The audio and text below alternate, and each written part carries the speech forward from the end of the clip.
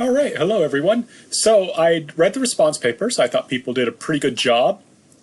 Again, I wanted us to get kind of a sense of the complexity of religion, how you could have different and similar responses. And I think that's one thing we're often kind of trained to think about differences. It's amazing when things end up being similar when we're dealing with different religions. So what do I mean by that? Well, it's kind of funny when you think about Bishop Fulton Sheen, Father James Keller, Billy Graham, and Sayyid Qutb, and that they're similar in some very important ways. And what do I mean by that? You can kind of think of them as all leading kind of revival movements, right? All of them are kind of having this basic idea of we need to go back to our foundations. We need to go back to our core. We need to go back to the center, right? For Sayyid Qutb, of course, that's looking back to early Islam. For Fulton Sheen, he's talking about the Bible. The same with Billy Graham. Father James Keller is thinking about that, but he's also thinking about the Declaration of Independence. And so they all have these kind of similar ideas of revival, of going back, in a sense, to the basics to help us deal with the problems we face now. Now, of course, they do this. They come to very different conclusions. Sayyid Qutb ends up rejecting the Islamic governments. He says they're not really Islamic. The other people we're looking at, Billy Graham, he will form very close relationships with American presidents in particular. And of course, him and Bishop Sheen and Father James Keller, while none of them want to say the United States is they don't want to get rid of this kind of separate spheres, that here's politics and here's the church, but they do want to, and they do want a partnership. But that's a little bit different what Sayyid Qutb is doing. And it's interesting how they're kind of drawing lines around. Sayyid Qutb is in a sense being the strictest about drawing lines about how who we are and who they are, right? Because Sayyid Qutb is saying, well, these people who call themselves Muslims aren't really Muslims because they're not acting in an Islamic way. Bishop Sheen is focusing on this idea of talking about, like, he understands himself as talking primarily to Christians. But he kind of conflates the United States and Christianity. Billy Graham is trying to make people Christians, right? I mean, that's the point of the revivals. He's trying to convert people. What's really curious is how Father James Keller deals with all this, because he's not really interested in converting people per se. One thing that's interesting, he made that, I love that video with all those movie stars, right?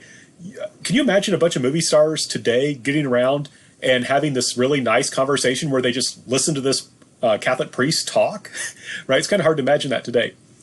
But what's really important about those movie stars that Father James Keller was speaking to was that they were of mixed religious background. Some of the people he was talking to were Catholics, some were Protestants.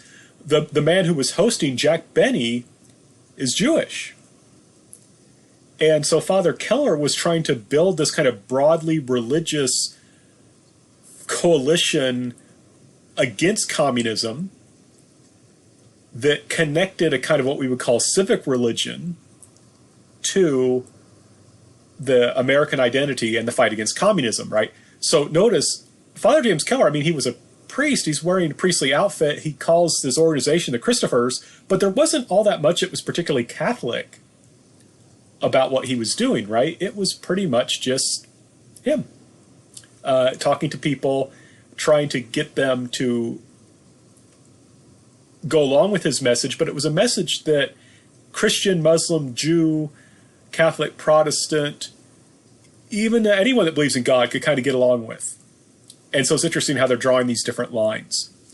And we can see how these revival movements, in a sense, lead to very different things. I mean, Sayyid Qutb is definitely calling for a kind of action against the government.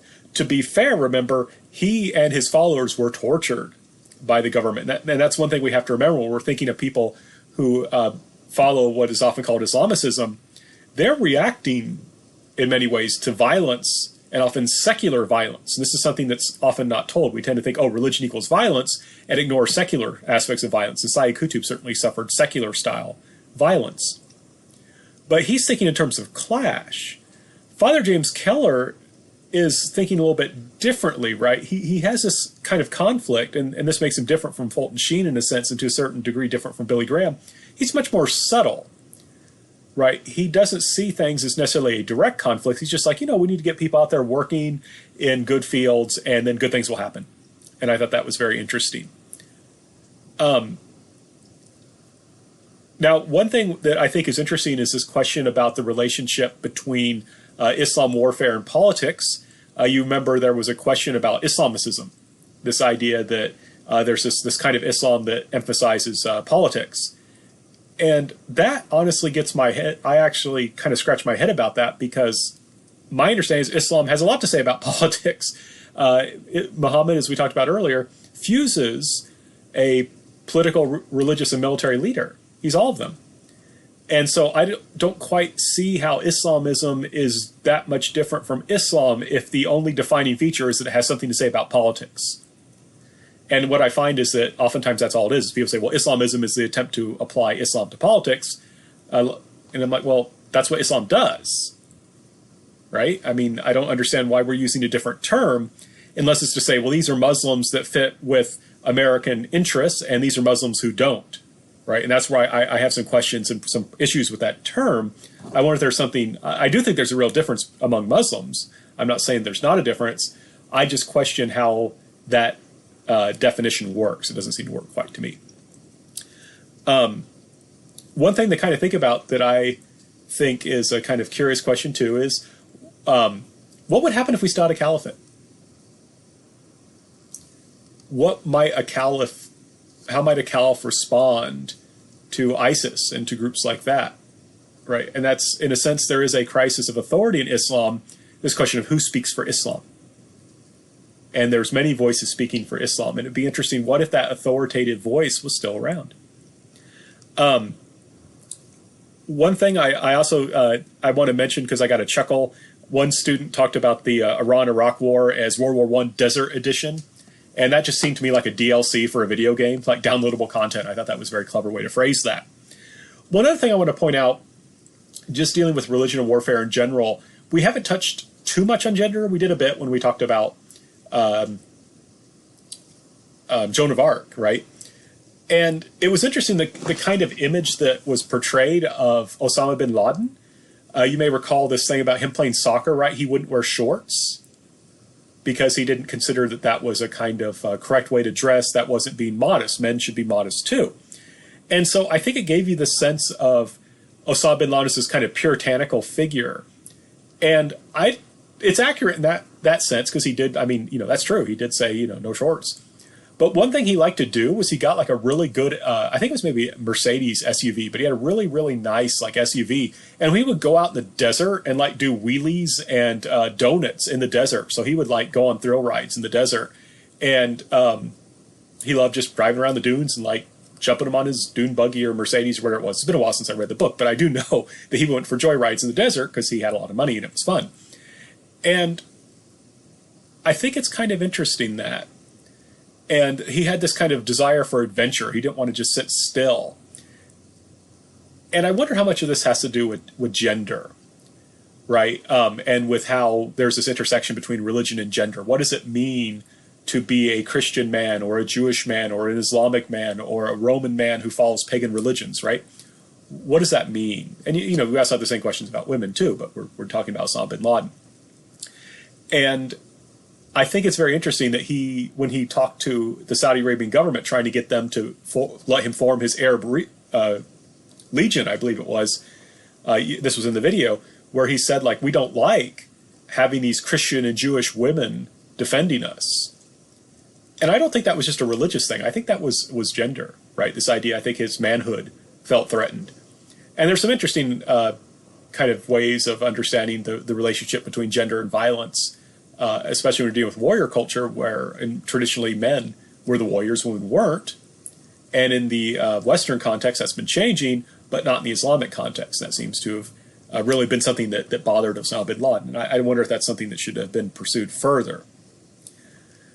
The kind of thing I wanted to end with was this PBS documentary on Mosul. I just wanted you to kind of see, as contemporary as we can get, how soldiers in Islamic context are kind of understanding what they're doing and the difficulties they face. In particular, I know a lot of students, and I think you're right to do so, I'm not disagreeing with you, are very concerned with how you treat civilians. But you could see very clearly in that video, it's really hard to be nice to civilians, especially if you're afraid that they're working with the enemy. Right? How do you deal with them when they may have information that could save your life, and you got to try and figure out how to get it out of them, or even more importantly, save your buddy's life. So that's just something to kind of think about, and I thought it would be appropriate to end this portion of the class with a documentary like that just shows us kind of these flesh and blood human beings. One thing a theme in this course I hope came through was that religion isn't something that kind of exists out there as some kind of ideal. Religion is embodied in people and institutions in particular times and places. And those times and places shape that embodiment. And you saw how that can be embodied in some ways that are disturbing, but they can also be quite moving. And I hope one thing that this course, if it gives us anything, is a sense of humility in approaching the complexity of the human experience. So we'll end today's response with that. Keep up the good work and stay healthy.